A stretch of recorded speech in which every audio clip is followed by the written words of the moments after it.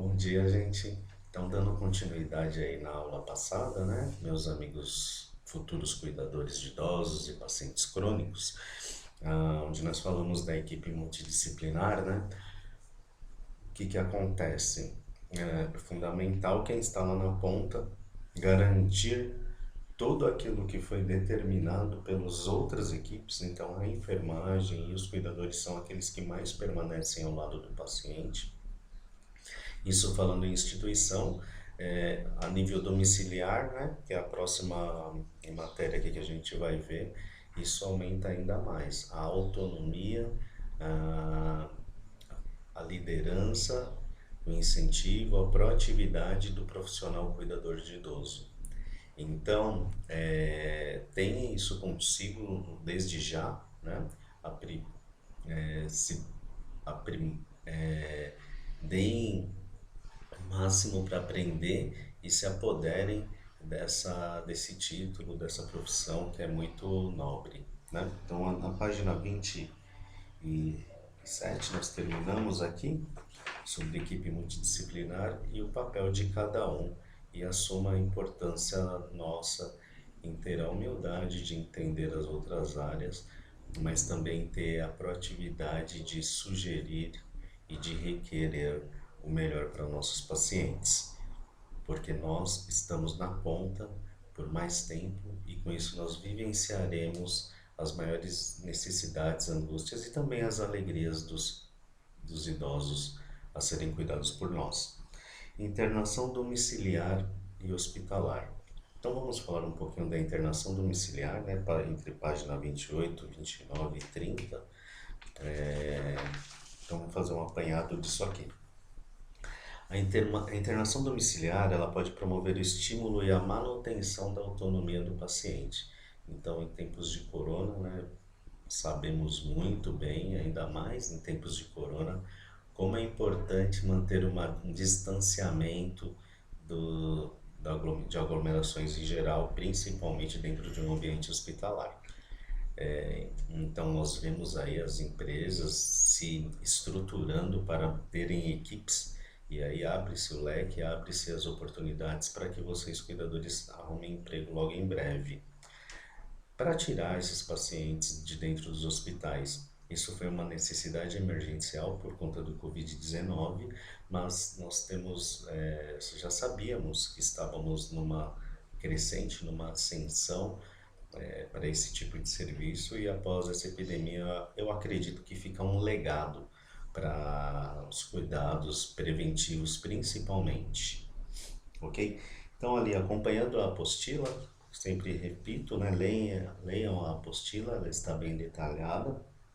No segundo parágrafo, a internação domiciliar pode promover o estímulo e a manutenção da autonomia do paciente, pois as tarefas no domicílio podem ser executadas no tempo dele, da maneira dele, e estando ali próximo às suas coisas, o cheiro da sua casa, as mobílias, para um lado cognitivo é muito melhor. Para um lado de controle de infecções hospitalares é muito melhor, ok? Por outro lado, também se apresenta como uma forma de redução de gastos no cenário hospitalar. Com certeza, né? Os convênios conseguirem manter de forma preventiva os pacientes em casa ou até mandando profissionais, teleconsulta que está em crescente também, eles vão ter mais recursos para aqueles que necessitam de questões mais específicas e caras, como cirurgias, por exemplo. Então é uma questão de conscientização de todos nós. E vocês, cuidadores que estão ali para incentivar e para melhorarem essa comunicação e entendimento das famílias, vocês têm o dever de aprender e de estarem atualizados quanto a essa situação, tanto econômica quanto de logística de pacientes na nossa cidade. Estudos recentes acerca da internação domiciliar na terminalidade de vida, comparando com a internação hospitalar, faz pertinente, porque essas vão sendo construídas à medida que os cuidadores familiares vão construindo seus significados e interpretações em torno do objeto de internação domiciliar. Nós tínhamos começado a falar de cuidados paliativos, né? E quão preparados nossa sociedade está, ou devemos nos preparar cada vez mais para essas questões relacionadas a doenças incuráveis e o processo natural de vida, né? Então, como nós falamos aí, meio que entre aspas, nosso corpo, nós temos um prazo de validade, né? A gente nasce, cresce, envelhece e morre. Então, a partir do nascimento, tudo vai começando a se desenvolver e envelhecer. Essa regeneração celular que falamos lá no início, né? Ela é muito deficiente em muitos sistemas do nosso organismo, ela já não mais acontece. Com isso, nós temos que entender, né? Trazer o conforto, trazer tudo o que for possível para que tenha uma qualidade de vida, mas o prolongar a vida tem que ser muito bem pensado. E o termo cuidados paliativos está muito evidente, né, em hospitais que tratam de pacientes crônicos ou especializados em terminalidade de vida. Entra muito em questão o trabalho em equipe, que nós vimos na aula anterior, nesta aula, porque agora é continuidade pelo fato de termos tido um problema na conexão. Então é o finalzinho ali daquelas duas aulas que faríamos, tá? E como na troca nós temos bastante informações, assim é só um resuminho para a gente finalizar e sábado pela manhã tornaremos novamente a esses assuntos de forma pautada para dar continuidade nos assuntos mais administrativos. Mais para frente a gente volta para algumas patologias também, tá? O objetivo é decrescer como cuidado familiar, construindo representações sociais de internação domiciliar.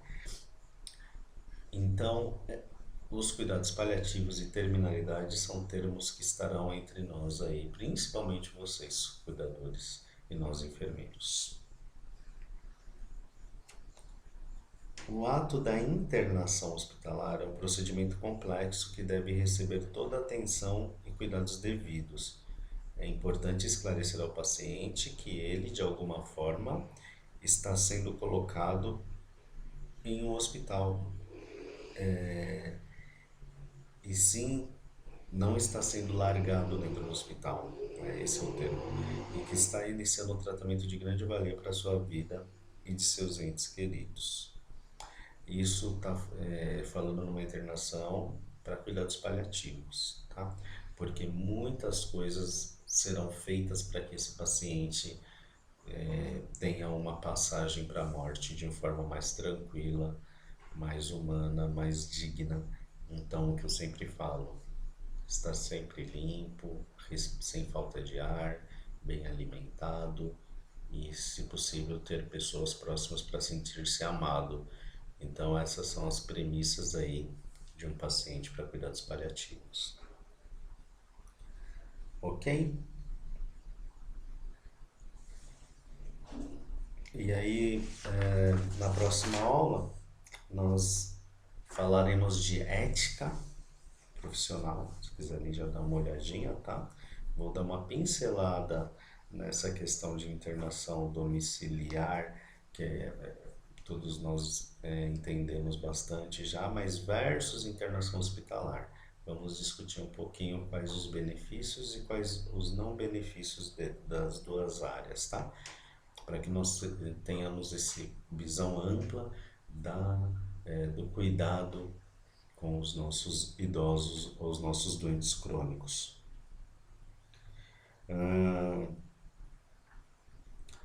Lendo ali na página 30, vamos finalizar. A internação hospitalar representa privação para o paciente e mais liberdade para o cuidador. Entender, né? Porque o paciente fica sob os cuidados da equipe hospitalar e o cuidador fica mais como um acompanhante. Eu não poderei, dentro de uma unidade hospitalar, é importante entender isso, realizar os procedimentos que realizaríamos em casa. Lá é por conta da unidade hospitalar, a não ser que você tenha uma orientação da chefia daquele hospital. E, se possível, até por escrito, com a presença do seu patrão, ou a ciência dele, tá? O acompanhante hospitalar é um profissional de enfermagem, cuidador, que permanece por tempo integral ao lado do paciente e tem a função de monitorar todos os procedimentos realizados durante o período de internação, assim como repassar aos familiares ou responsáveis informações sobre o estado de saúde do paciente e recomendações médicas. Então, você é o elo entre o paciente, clínica, médico e familiar. Então, você está para interagir tanto o que o paciente apresenta para a equipe médica, o que a equipe médica fala para do paciente para a família. Então, você é o elo de comunicação entre eles. Um caderno de anotações é sempre muito válido.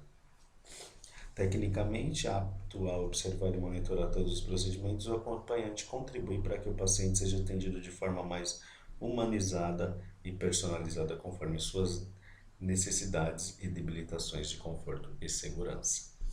Então, a sua presença lá é para ser eficiente.